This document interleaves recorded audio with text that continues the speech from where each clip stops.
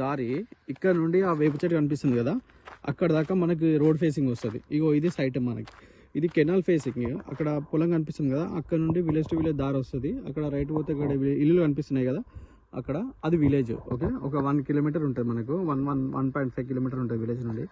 ఇగో ఇది site. Okay, ఇది మనకి రోడ్ నుంచి, ఇప్పుడు కెనాల్ రోడ్ నుంచి ఫస్ట్ బీట్ వస్తుంది మనకి. 4 ఎకరాలు 20 గుంటల సైట్ ఇది.